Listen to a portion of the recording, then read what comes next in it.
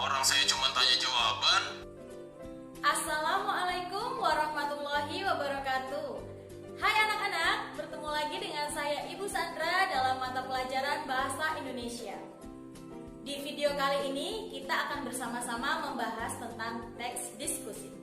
Kalian tidak cuplikan tadi? Ada guru yang menegur kedua siswa agar tidak berdiskusi saat mengerjakan ulangan. Nah, kalau begitu diskusi itu apa dong? Jadi, diskusi merupakan suatu interaksi komunikasi yang terjadi antara kedua pihak, baik itu individu dengan individu, individu dengan kelompok, maupun antar kelompok. Komunikasinya berupa pembahasan mengenai suatu pengetahuan yang pada akhirnya menghasilkan pemahaman yang baik dan benar mengenai suatu topik pembahasan tertentu. Nah, jadi anak-anak, dengan demikian, inti dari kegiatan diskusi yaitu bertukar ide atau gagasan dan pendapat mengenai sebuah topik. Kalau begitu, menurut kalian, apakah kedua siswa dalam cuplikan tadi benar atau tidak? Tentu tidak ya. Tadi kan kalian sudah mengetahui apa pengertian diskusi. Lalu bagaimana dengan teks diskusi? Nah, teks diskusi adalah sebuah tulisan yang memberikan dua pendapat yang berbeda, baik itu pro atau mendukung ataupun kontra atau menentang. Perbedaan kedua pendapat yang muncul akan saling membantu kedua belah pihak, yaitu pihak pro dan yang kontra, untuk dapat saling bertukar pikiran mengenai suatu topik yang dibahas. Nah, anak-anak, Ibu ulangi sekali lagi ya. Diskusi merupakan kegiatan bertukar pendapat mengenai suatu topik tertentu untuk menghasilkan pemahaman yang baik dan benar mengenai suatu topik yang sedang didiskusikan. Sedangkan teks diskusi merupakan tulisan yang berisi pendapat yang pro dan kontra terhadap suatu topik yang didiskusikan. Adapun tujuan dari teks diskusi adalah mencari kesepakatan atau kesepamahaman, gagasan atau pendapat. Diskusi yang melibatkan beberapa orang disebut diskusi kelompok. Kemudian anak-anak, kita akan mempelajari tentang fungsi dari teks diskusi. Apakah itu? Yuk kita lihat cuplikannya. Fungsi teks diskusi yang pertama adalah pemecahan masalah, yang kedua mengembangkan pribadi, harga diri, hormat kepada sesama, berani mengatakan pendapat dan mendalami pengertian tentang suatu persoalan.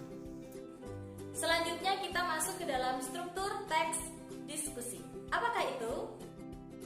Struktur teks diskusi yang pertama adalah isu, yang kedua argumen yang terdiri atas pendapat yang mendukung dan pendapat yang bertentangan, dan yang terakhir simpulan atau saran. Nah, berikut ini adalah penjabarannya.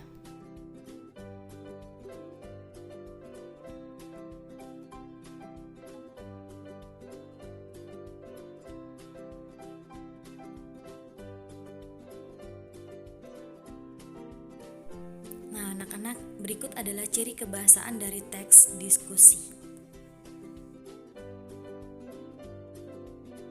Pertama, menggunakan kata hubung, perlawanan seperti tetapi, namun, sedangkan, dan lain sebagainya. Kedua, mengaplikasikan modalitas. Ketiga, penerapan kohesi leksikal dan gramatika.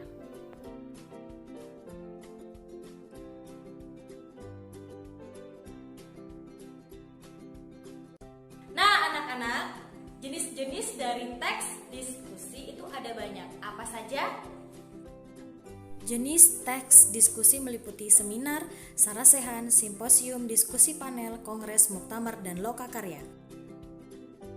Lanjut ke ciri-ciri umum teks diskusi. Ciri umum teks diskusi.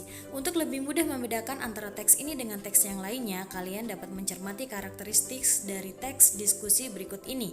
Pertama, teks ini terdiri atas isu, argumen pendukung atau pro, argumen penentang atau kontra, dan simpulan. Kedua, teks ini juga berisi informasi yang cenderung bersifat informatif dan argumentatif. Dan yang terakhir, Ibu akan memberikan contoh dari teks diskusi agar kalian lebih paham tentang apa itu teks diskusi. Kita simak. Contoh teks diskusi tentang narkoba. Bahaya buruk narkoba tentunya sudah banyak diketahui masyarakat. tetapi sampai kini masih ditemukan penyalahgunaan narkoba.